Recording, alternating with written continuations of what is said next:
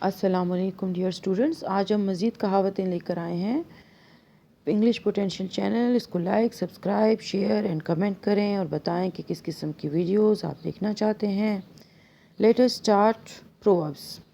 وہ دن گئے جب خلیل خاں فاختہ اڑایا کرتے تھے، اچھے دن گزر گئے، اقبال کا زمانہ گزر گیا، بد اقبالی سے پالا پڑا، بہتر زمانہ گزر گیا۔ یہ کہاوت کہی جاتی ہے جب کوئی صاحب اقبال بدحالی، ناکامی اور نامرادی کے دن گزارنے کے بعد وہ جو ہے اس کی حالت بری ہو جائے۔ اس کے پس منظر میں یہ حکایت بیان کی جاتی ہے۔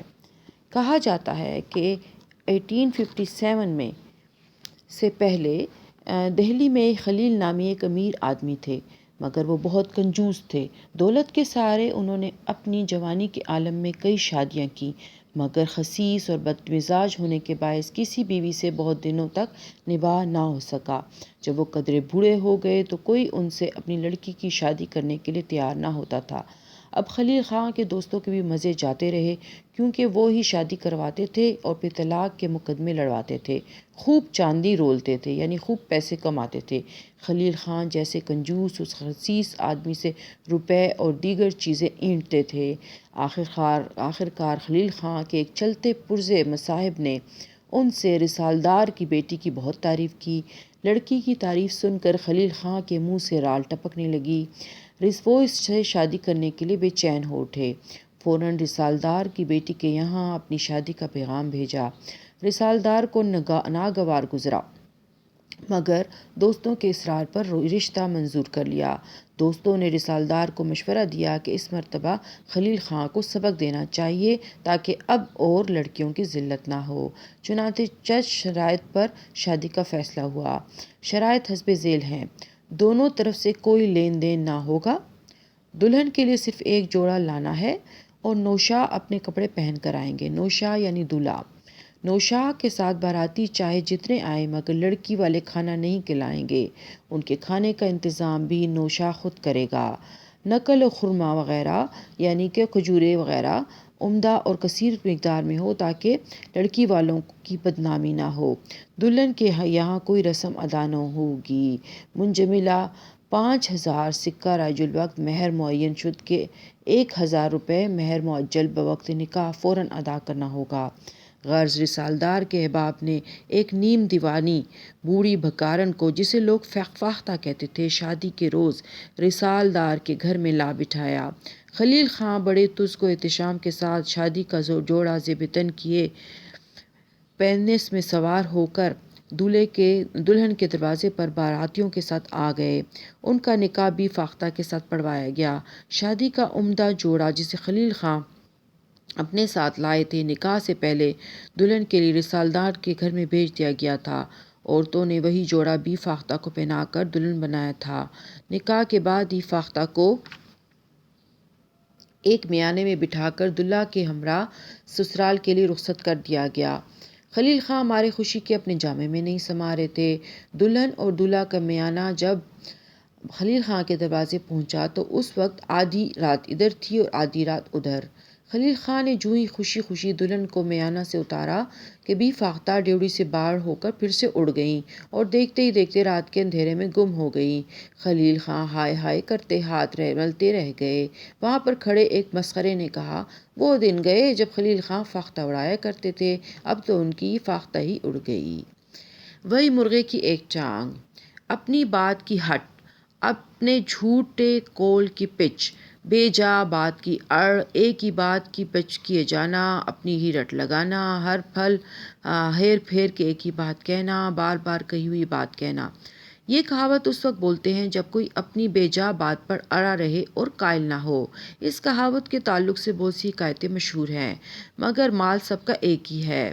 حکایت: کسی صاحب کا باورچی بد نیت تھا، یعنی اس کی بہت بری نیت تھی۔ ایک روز صاحب نے اس سے مرغ پکوایا تو وہ پکے ہوئے مرغ کی ایک ٹانگ نکال کر کھا گیا۔ اس کے بعد اس نے دسترخوان پر پکا ہوا مرغ رکھ دیا جس میں ایک کی ٹانگ تھی۔ صاحب نے باورچی سے پوچھا، مرغی کی دوسری ٹانگ کہاں ہے؟ اس نے جواب دیا، حضور یہ مرغ اس نسل کا ہے جس کی ایک کی ٹانگ ہوا کرتی ہے۔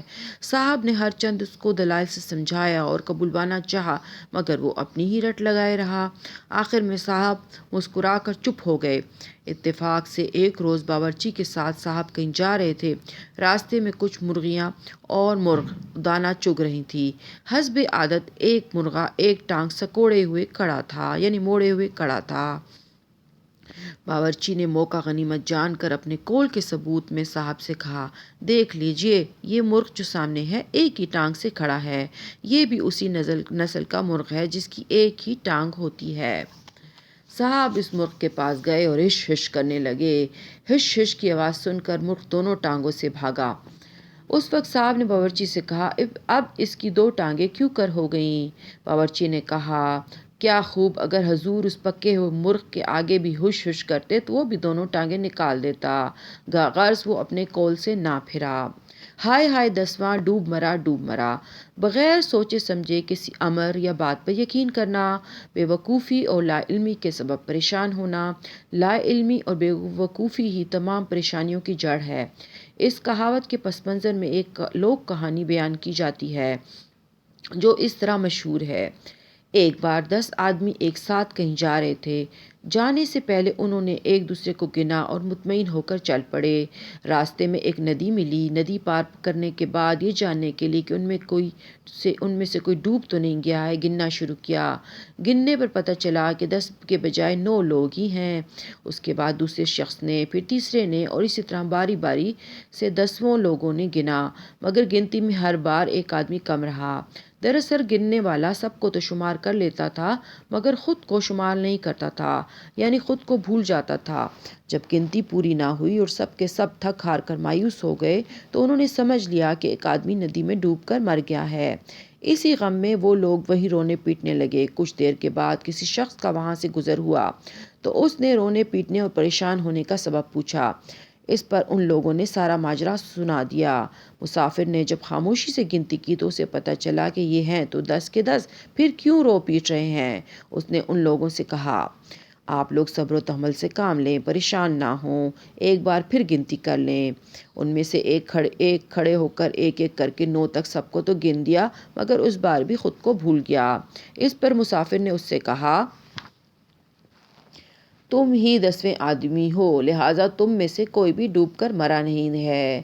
یہ سن کر سب لوگ خوش ہو گئے اور مسافر کا شکریہ ادا کرتے ہوئے اپنے راستے کی طرف چل دیے۔ ہر سٹے گر میٹھا، ہر بار اپنی ہی جیت، ہمیشہ اپنا ہی فائدہ۔ یہ کہاوت اس وقت کہی جاتی ہے جب کوئی شخص ہر بار اپنی جیت چاہتا ہے۔ اس کہاوت کا استعمال اس وقت کیا جاتا ہے جب کوئی ہوشیار شخص دھوکے میں اسی چیز سے مات کھا جائے